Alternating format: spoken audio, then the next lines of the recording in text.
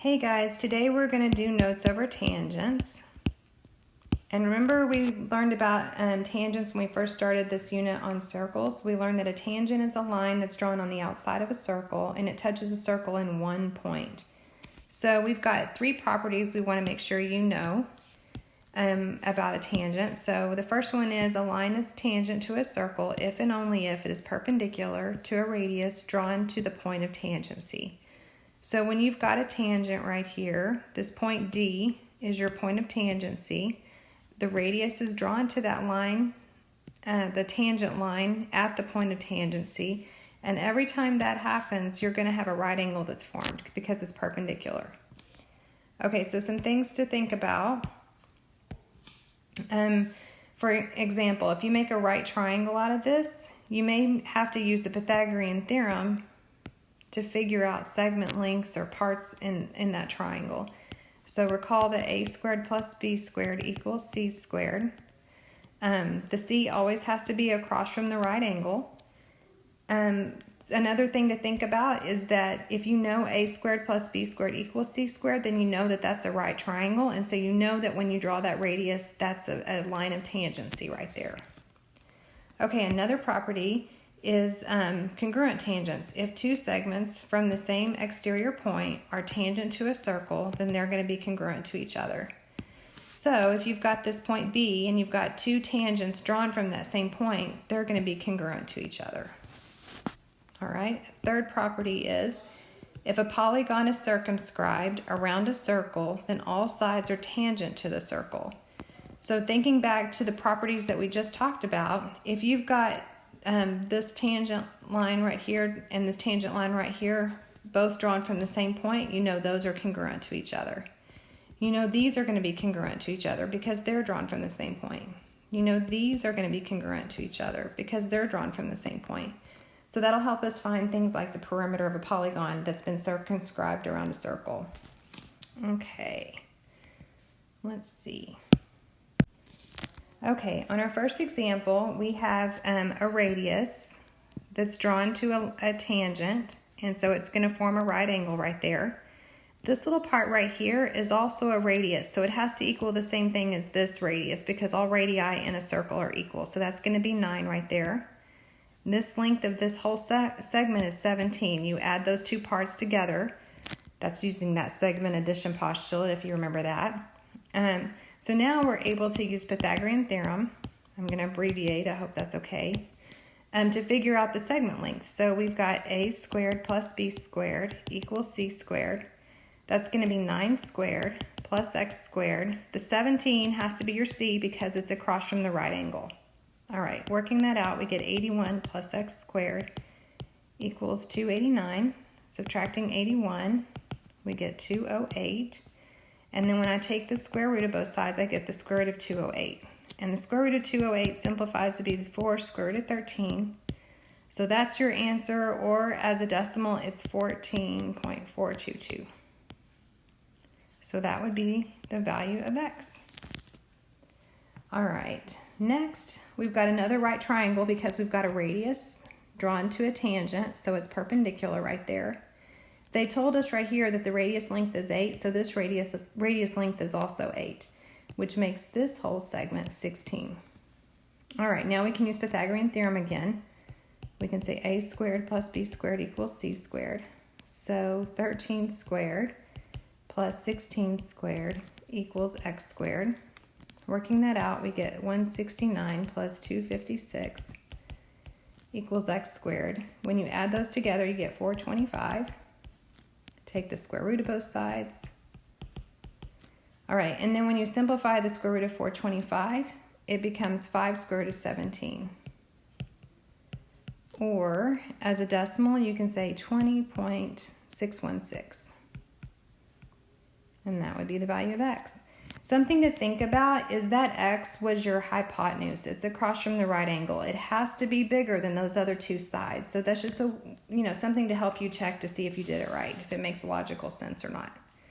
All right, I'm going to move this up a bit. Okay, this one is going to be a little more difficult, just to warn you, so I need a little bit more space. I know this right here is a radius, and it's going to be drawn perpendicular to that tangent. So a right angle is formed there. This is also a radius, so its length is going to be 7. Now what makes this a little more difficult is this whole segment length. Remember, you have to add those parts together. So this is going to be x plus 7. All right, now we can use the Pythagorean theorem. So I'm going to say x squared plus, oh, I'm not either. That's crazy. Sorry. What I'm actually going to say is 7 squared plus 24 squared equals x plus 7, the whole thing squared. Okay, so remember, when you're taking x plus 7 and you're squaring it, I'm going to work over here just to give myself some room. Remember, when you square x plus 7, you're saying x plus 7 times x plus 7. So you've got to do x times x, which gives you x squared. And then you've got to do x times 7, which gives you 7x. And then 7 times x. And then 7 times 7. So, and then you'll end up combining those two. So this ends up becoming 49 plus 576 equals x squared plus 14x plus 49. Okay, now simplifying that, you get 625 equals x squared plus 14x plus 49.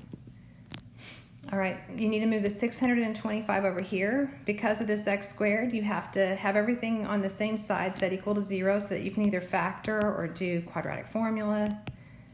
Some way to solve a quadratic. I'm going to factor it.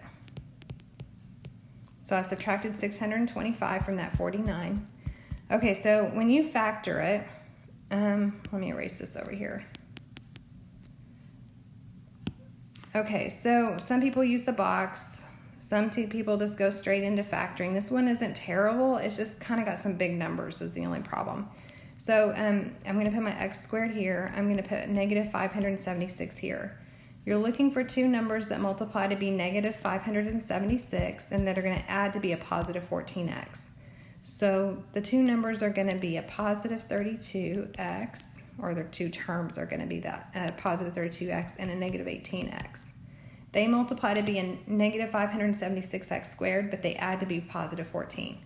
And then when you get your greatest common factor of each column and row, this is going to be x, this will be a negative 18, this will be x, and this will be 32. So my factors are x plus 32 times x minus 18. And then solving those, setting each of those factors equal to 0, I get x equals a negative 32 and x equals 18.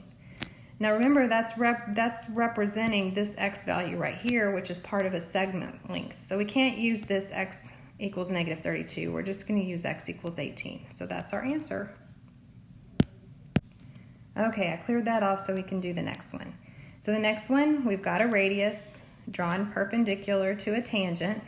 If that x value is the radius, this is also a radius, it's also x, which makes this whole length right here x plus x, so it's 2x when you add those two x's together.